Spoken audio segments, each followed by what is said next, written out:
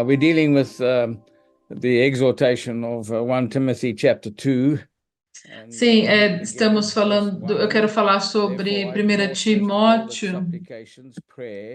Eu ordeno que sejam feitas ações de graças, orações por todos os homens.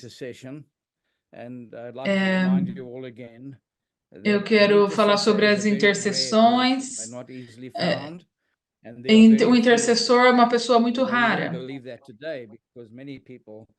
Você não acreditaria hoje, porque muitas pessoas falam que são intercessores, anunciam isso, mas um intercessor é alguém que é amigo de Deus.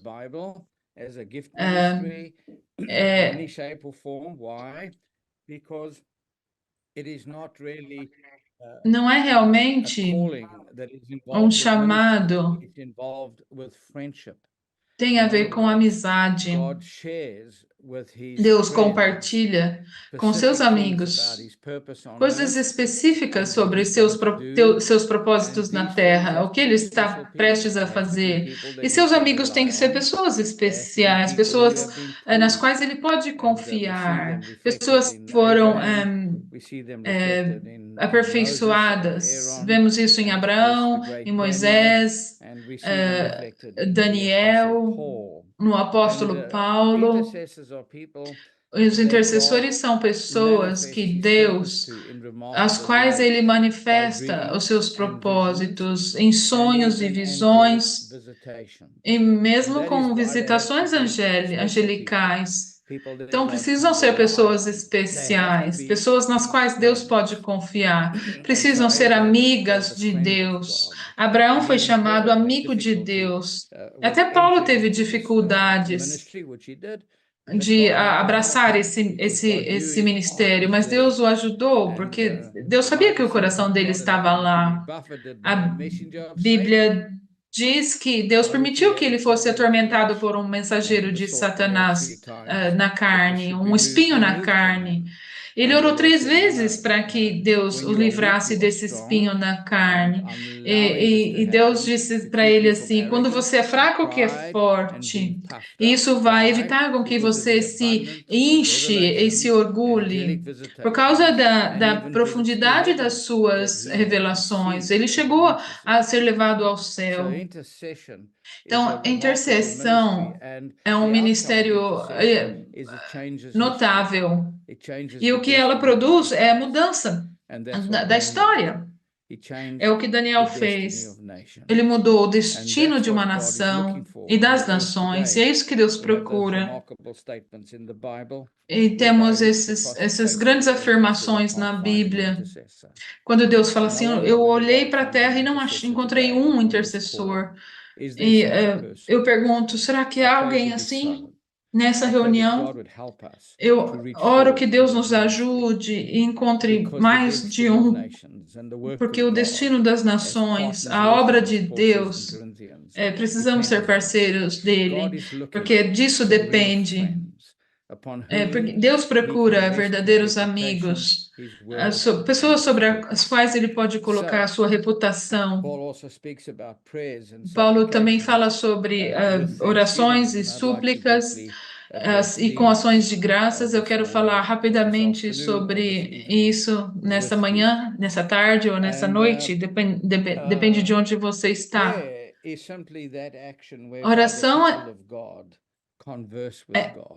é uma conversa, o povo de Deus conversa com Deus. Parece que a minha tela está congelada. Vocês estão me ouvindo? Sim, a minha tela congelou. Então, oração é uma conversa com Deus. É muito simples, porque oração é isso. Não é metódica, não é complicada. Então, a oração não é algo complicado. A Bíblia fala que devemos orar sobre tudo e todos. Na vida de Jesus, a Bíblia diz que ele orava, em Marcos 1:35, diz que ele orava A igreja primitiva também, no capítulo 2, 42, diz que a igreja se dedicava continuamente à oração. E na carta aos Filipenses, Paulo também fala assim que devemos fazer nossas orações conhecidas diante de Deus. Então, essa deve ser uma atividade da igreja. E vemos que a igreja erra muito nesse sentido. A oração não é a principal atividade da igreja. Ela está sendo exprimida por outras coisas. Até a pregação toma o lugar. A pregação é importante? Sim, é crucial. Jesus pregava sempre sobre o reino de Deus, mas não podemos, não deve dominar. A oração parece que é deixada de lado. Eu digo oração realmente profunda. Porque Jesus disse, minha casa será chamada casa de oração para todas as nações. Esse é o desejo do coração de Deus. Acima de todas as coisas, nas igrejas, na vida da igreja local, do povo de Deus, ele quer que o povo dele fale com ele, que gaste tempo com ele. Mas, infelizmente, não é o que acontece nestes dias. Esse é o desafio que deve ser feito a todos os ministérios locais. Muda a sua atividade local, muda a liturgia para que seja uma casa de oração. Faça algo para fazer com que a oração seja um pilar e o principal fundamento da igreja, da vida da igreja. E muitas vezes isso é reduzido a um evento durante a semana, e isso alcança uma porcentagem muito pequena da congregação. E nesse tempo é muito perigoso. Não temos uma igreja que ora, e precisamos ouvir Deus mais do que nunca. Porque essa é a pedra angular da nossa vida comunitária. E a igreja primitiva abraçou isso como a principal pedra na vida da igreja primitiva.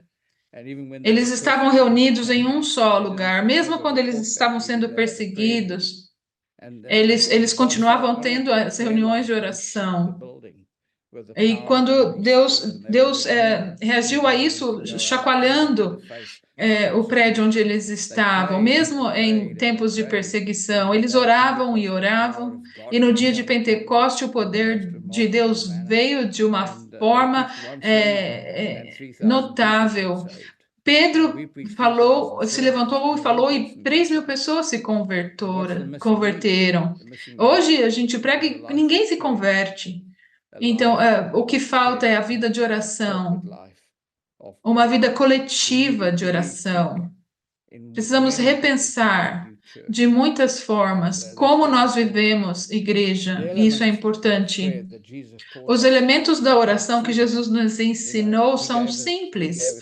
Ele nos deu na oração do Pai Nosso. É interessante porque não é o meu Pai que está no céu, é nosso Pai. Há algo nessa perspectiva coletiva, nosso Pai, perdoa-nos. É uma linda oração, e ele nos ensinou esses elementos. É uma linda oração a ser feita. E Jesus disse simplesmente, quando vocês orarem, não sejam repetitivos. Não precisa falar sempre a mesma coisa. Ele também nos ensinou a sermos centrados em Deus. Não começa com as minhas necessidades.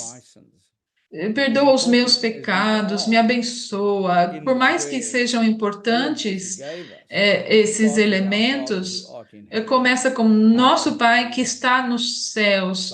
Santificado seja o teu nome, o teu reino venha, a tua vontade seja feita na terra como no céu. Então a oração tem que ser feita alinhada com os propósitos de Deus e centrada em Deus. O foco deve estar em Deus. E só assim nós devemos voltar para as nossas necessidades, as coisas e as nossas petições. Não precisamos estar centrados em nós mesmos, porque o Pai Celestial sabe o que vocês precisam. E eu sinto que quanto mais tempo nós passamos glorificando a Deus em oração, por quem Ele é digno. O Deus a quem servimos é maravilhoso, acima de tudo que podemos imaginar. A sua misericórdia, a sua graça, o seu amor, a sua justiça, a sua ira.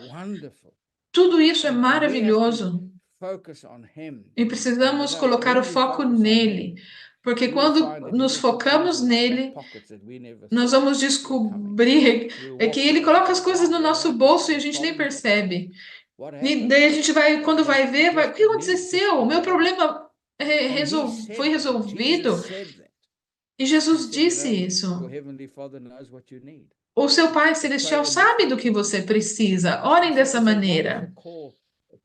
Então é um chamado maravilhoso orar. Em Mateus 6 diz isso. Então nossas orações e súplicas podem ser prescritas e recitadas. Muitas vezes eu já estive em reuniões em que as pessoas leem Daniel 9, aquela oração de arrependimento. É algo impressionante. Até a oração do Pai Nosso pode ser repetida, porque é linda demais. Paulo diz, ao escrever a Timóteo, que há algumas orações que são dignas de ser aclamadas. Precisamos encontrar orações lindas, lê-las à congregação, lê-las juntos, colocar na tela, ver a beleza de tudo que Deus fez através de tantas na Bíblia, orações, há tantos salmos que podem ser lidos como orações.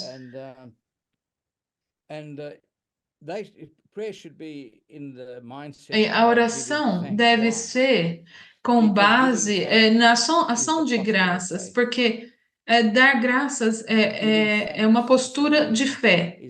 Eu vou dizer de novo, dar graças é a postura, a atitude. E quando conversamos com Ele, a paz que vem sobre nós, sobre nossa reunião, mesmo nessas nossas reuniões através do computador, a paz vem sobre nós e Deus responde essas orações.